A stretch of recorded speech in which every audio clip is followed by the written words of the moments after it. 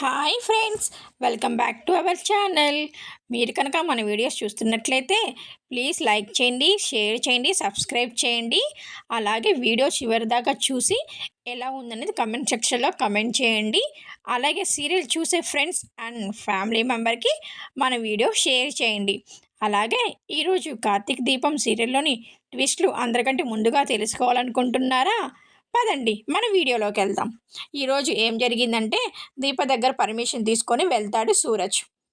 బయటికి వెళ్ళొస్తాను అని అంటాడు సూరజ్. నీకు ఎవరు లేరు కదా, ఎక్కడికి వెళ్తావు అని అంటారు కార్తీక్. సొంత విషయాలు చెప్పుకోవాలంటే కొంచెం మొహమాటంగా ఉంది అండి అంటాడు. సొంత విషయాలు చెప్పుకోవడానికి మొహమాటం మా దగ్గర ఎందుకు, మేము సొంతలమే అని అంటావు కదా, అయినా నీకు ఎవరు లేరు అన్నావు కదా అని అంటుంది జ్యోత్స్న. నాకంటూ ఎవరు లేరండి, కానీ కొన్ని విషయాలు కనుక్కోవడానికి నేను పర్సనల్గా వెళ్తున్నాను అంటాడు సూరజ్. అవునా, ఎక్కడికి వెళ్తున్నావు, ఎందుకు వెళ్తున్నావు అని ప్రశ్నల మీద ప్రశ్నలు వేస్తుంది జ్యోత్స్న. ఇక సమాధానం చెప్పక తప్పదు అని అనుకొని సూరజ్ ఇలా సమాధానం చెప్తాడు. నేను శనిదేవుణ్ణి కలవడానికి వెళ్తున్నాను అని అంటాడు సూరజ్. శనిదేవుడా? శనిదేవుడు అంటే మీ రిలేటివ్సా? నీకు ఎవరు లేరన్నావు, మళ్ళీ ఇప్పుడు శనిదేవుడు అంటున్నావు అని వెటకారంగా అంటుంది జ్యోత్స్న. శనిదేవుడు అంటే మా రిలేటివ్ కాదండి, గుడిలో ఉండే శనిదేవుడినండి అని అంటాడు సూరజ్. ఇంతలో కార్తిక్ అంటాడు, శనిదేవుడితో నీకేం పని సూరజ్, అయినా ఇప్పుడు పర్మిషన్ తీసుకొని వెళ్ళాల్సినంత అవసరం ఏముంది అని అంటాడు కార్తిక్. లేదు బ్రో, నేను ఒక అమ్మాయిని ఇష్టపడుతున్నాను, దోష నివారణ కోసం నేను ఆ గుడికి వెళ్తున్నాను అంటారు. దోష నివారణ కోసమా అంటే, అవును బ్రదర్, నాకు మీలాగే పెళ్లి చేసుకొని వదిన మీలాగా హ్యాపీగా ఉండాలి అనుకుంటున్నాను, కానీ నాకు కొంచెం దోషము ఉంది అని పంతులు గారు చెప్పారు. ఆ దోష నివారణ కోసం నేను గుడికి వెళ్ళాలనుకుంటున్నాను, నేను పెళ్లి చేసుకోవాలని అనుకుంటున్నాను కదా అని అంటాడు. అవును, ఆ పిల్ల ఇక్కడే ఉందా అని అంటాడు కార్తిక్. ఇంతలో సూరజ్ జ్యోత్స్న వైపు చూస్తుంటే జ్యోత్స్న కంగారు పడుతూ ఉంటుంది. కొంపదీసి నా విషయం ఏమన్నా ఇప్పుడు ఇక్కడ చెప్తారా అని. ఇంతలో కార్తిక్ అంటాడు, అవునా, సరే మరి వెళ్ళి నీ శనిదోషాన్ని తొలగించుకో అని అంటాడు. అన్నాక శివనారాయణ గారు వాళ్ళ కోడలితో అంటారు, మనం కూడా వెళ్దాము గుడికి అని అంటాడు శివనారాయణ. ఇంతలో జ్యోత్స్న, సూరజ్ కోసం మనం వెళ్ళడం ఎందుకు తాత అని అంటుంది.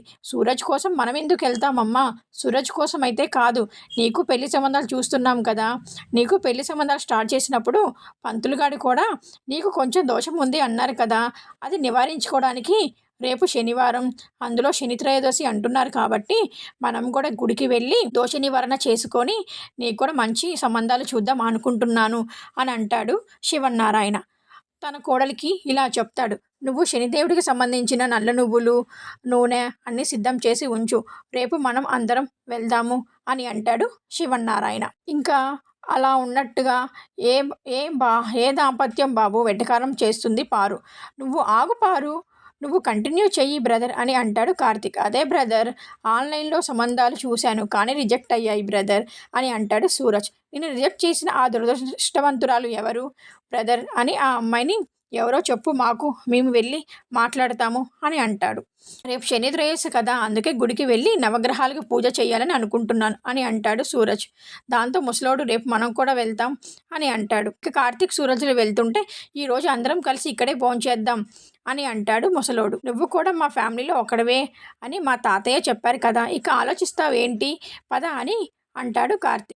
దీప ఈసీఓ అయిన తర్వాత మన ఇంట్లో తొలిసారి భోజనం చేస్తుంది, పైగా మన గెస్ట్ సూరజ్ కూడా ఉన్నాడు కాబట్టి నేనే వడ్డిస్తాను అంటుంది సుమిత్ర. దొంగ ప్రేమ చూపిస్తుంది జ్యోత్స్న. అయితే జ్యోత్స్న పారులు సైగలు చేసుకోవడం చూసి వీళ్ళేదో చేయబోతున్నారు అనుకుంటాడు. అంతలో సూరజ్కి పప్పు వడ్డించిపోయి మీద పంపేస్తుంది జ్యోత్స్న. ఇక సుమిత్ర వడ్డించడం కూడా చేత కాదా అని చివాట్లు పెడుతుంది.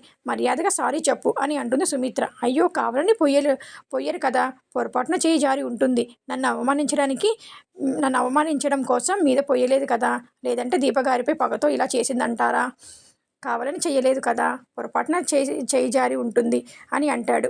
ఆవిడ చాలా మంచి మనిషి, నా కోసం ఆవిడను ఏమీ అనొద్దు అని తెగ నటించేస్తాడు సూరజ్. ఆ షర్టు జ్యోత్స్నతోనే క్లీన్ చేయించి ఇస్తాను, తీసి ఇవ్వు బాబు అని అంటుంది సుమిత్ర. నా షర్ట్ని నేనే ఉతుక్కుంటాను, ఏం పర్లేదు, నిజానికి నేను నైట్ భోజనం కూడా చేయను, ఏదో మీరు చేయమన్నారు అని వచ్చాను అంతే, ఇక వెళ్తాను అని అంటాడు సూరజ్. ఇక పారులు జ్యోత్స్నలు రాత్రి కూర్చొని కుట్రలు చేస్తుంటారు. పప్పు పోసి పగ తీర్చుకున్నావు అనుకుంటున్నావు అని అంటుంది పారు. పారు వాడు సారీ వద్దంటే ఇంకేదో చేస్తాడు అని అంటాడు. వాడు ఏం చేయలేడు, షర్ట్ ఉతుక్కుంటూ ఉంటాడు అంతే అంటుంది జ్యోత్స్న. అంతలోనే సూరజ్ ఫోన్ చేస్తాడు. లిఫ్ట్ చేయవే, లేదంటే వాడు షర్ట్ తీసుకొని డైరెక్ట్గా నీ రూమ్కే వచ్చేస్తాడు అని అంటుంది పారు. దాంతో జ్యోత్స్న ఫోన్ లిఫ్ట్ చేసి, ఏంట్రా షర్ట్ ఉతుక్కుంటున్నావా అని అంటుంది. పక్కన మీ నానమ్మ కూడా ఉన్నట్టుందే అని అంటాడు సూరజ్. ఏరా కప్పు పప్పు నిన్నే మార్చేసిందేంట్రా అని అంటుంది పారు. మనతో పెట్టుకుంటే అలాగే ఉంటుంది, ఈసారి అయినా బుద్ధిగా ఉండు అని అంటాడు. జ్యోష్ణ, నా షర్టుపై పప్పు వేసావు కదా, సరే చలిగా ఉంది, వంట వేసుకోవాలి, అందుకే నీ చీర తీసుకొని వచ్చా, మర్యాదగా వచ్చి నా షర్టు ఉతకాలి, లేదంటే లక్షల ఖరీదు చేసి నీ చీర బూడిద అయిపోతుంది అని వార్నింగ్ ఇస్తాడు. ఇక జ్యోష్ణ పాప చచ్చినట్టు వెళ్ళి షర్టు ఉతికేస్తుంది. మరోవైపు నిన్నటి ఎపిసోడ్లో ఎంట్రీ ఇచ్చిన మాలిని రెస్టారెంట్ ఓనర్స్కి వార్నింగ్ ఇచ్చింది కదా, అతను ఆవేశంగా వచ్చి, ఇంత మోసం చేస్తారా, నా హోటల్ చెఫ్లను అడ్వాన్స్లు ఇచ్చి అందరినీ కొనేస్తారా, వాళ్ళే ఒకేసారి మానేసి నేనేం చెయ్యాలి, హోటల్ మూసుకోవాలా అని అంటాడు రెస్టారెంట్ ఓనర్ బాలా. మనం ఏం చెయ్యాలో ఎదుటి వాళ్ళను అడగకూడదు బాలాగారు అని అంటుంది మాలిని. హోటల్ అమ్మ నాన్నలని ఎంత మోసం చేస్తారా, ఇది వ్యాపార లక్షణం కాదు అని అంటాడు బాలా. ఆవేశపడుకు బాలా, నిజాయితీతో పని చేసే వాళ్ళని ఎవరిని కొనలేము, అమ్ముడు పోవడానికి సిద్ధపడ్డ వాళ్ళని ఎవ్వరూ ఆపలేరు అని అంటుంది మాలిని. సరే అయితే మీరు ఇచ్చిన దానికి వాళ్ళకి రెట్టింపు డబ్బులిస్తా, నీకు హోటల్ని మాత్రం అమ్మను అని అంటాడు బాలా. ఇంతలో అతనికి ఫోన్ వస్తుంది. హోటల్ పేరు రాళ్ళు విసిరి అద్దాలు పగలగొడుతున్నారు, ఇది ఇంతటితో ఆగదు బాలా, రాళ్ళకి బదులు అగ్గిపెట్టె విసిరితే నీ పరిస్థితి ఏంటి, నీ హోటల్ పరిస్థితి ఏంటి, కాలిపోతే బూడిదే మిగులుతుంది, అమ్ముకుంటే డబ్బే మిగులుతుంది, ఏది బెటర్ అంటావు అని బెదిరిస్తుంది మాలిని. దాంతో బాలా, నాకు అర్థమైంది మేడం, హోటల్ కొనే వరకు వదిలిపెట్టరని, గొడవ ఆపరని అర్థమైంది మేడం అని అంటాడు బాలా. రాజీ పడుతున్నావు కదా, వదిలేశాను, మీరు వదిలేయండి అని అంటుంది మాలిని. వదిలేస్తే ఏమవుతుందో అర్థమవుతుంది, ఆ హోటల్ మీకే ఇచ్చేస్తాను, 4 కోట్లు ఇస్తా అన్నారు కదా, ఇచ్చేయండి, నాకు అమ్మడం తప్ప మరో దారి లేదు అని అంటాడు బాలా. పేపర్స్ తీసుకొని రండి, సంతకం చేసేస్తాను అని అంటాడు బాలా. మాలిని కనుసైగతో పేపర్స్ వస్తాయి, వెంటనే సంతకం చేసేస్తాడు బాలా. అయితే అగ్రిమెంట్ పేపర్స్లో 2 కోట్లే అని ఉంటుంది. అది చూసి బాలా షాక్ అవుతాడు. అదేంటి మేడం, మీరు నాకు 4 కోట్లు ఇస్తా అన్నారు, ఇదేంటి 2 కోట్లే ఉంది అని అడుగుతాడు. నేను అడిగినప్పుడు అమ్మితే 4 కోట్లు, నువ్వు అమ్మినప్పుడు నేను కొంటే అది 2 కోట్లు, నీకు వేరే ఆప్షన్ లేదు అని అంటుంది మాలిని. దాంతో బాలా సంతకం చచ్చినట్టు చేస్తాడు. అప్పుడే ఎంట్రీ ఇస్తాడు దక్షిణామూర్తి. హోటల్ని మనకి అమ్మేశాడా అంటాడు. అవును మామయ్య గారు అని అంటుంది మాలిని. అంటే దక్షిణామూర్తి కోడలి ఈ మాలిని అన్నమాట. ఈ హోటల్ మంచిగా రన్ అవుతుంది, మనకి ఎందుకు అమ్ముతాడు అని అంటాడు. మాలిని అడుగుతాడు దక్షిణామూర్తి. అంటే రేస్లో ఉండాల్సిందే, పరిగెత్తే గుర్రాన్నే కదా అని అంటుంది మాలిని. మనం గెలవాలంటే ఇలాంటి గుర్రాలే కావాలి కదా, హోటల్ చూశాను, నచ్చింది, కొనేశాను అని అంటుంది మాలిని. నువ్వు అసాధ్యురాలివి అమ్మా, ఇప్పుడు నాకు కొడుకువైనా కోడలివైనా అన్నీ నువ్వే కదా అని అంటాడు దక్షిణామూర్తి. ఇవన్నీ నువ్వే చూసుకో అని అంటాడు దక్షిణామూర్తి. నేనేం చెయ్యాలో, మీకు ఎంతవరకు చెప్పాలో నాకు తెలుసు మామయ్య గారు, ప్రతీకారం తీర్చుకోవడానికి వేదిక సిద్ధమైంది, ఇక ఎదురు పడడమే మిగిలింది, అది కూడా తొందరలోనే జరుగుతుంది అని అంటుంది మాలిని. ఇప్పుడు మాలిని దక్షిణామూర్తి మామ కోడళ్ళు అని అందరికీ తెలుస్తుంది.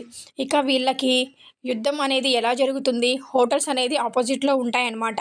ఇక వీళ్ళు అనేది మళ్ళీ పగలు ప్రతీకారాలు నడుస్తాయి. ఇప్పుడు ఈ మ్యాటర్ మళ్ళీ తిరిగి వచ్చి సూరజ్కి అంటుకుంటుంది. సూరజ్తో మాలిని మాట్లాడుతుంది, కలిసినప్పుడు మాట్లాడటం ద్వారా అప్పుడు జ్యోత్స్న సూరజ్ని చూసి వాళ్ళ తాతకు చెప్తుంది.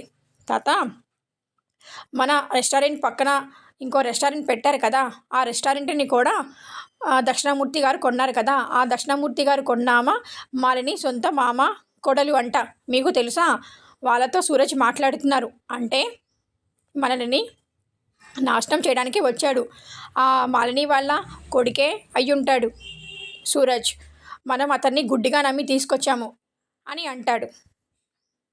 ఇది తర్వాత ఎపిసోడ్లో జరుగుతుంది. అప్పటిదాకా వేచి ఉండండి. Thank you for watching.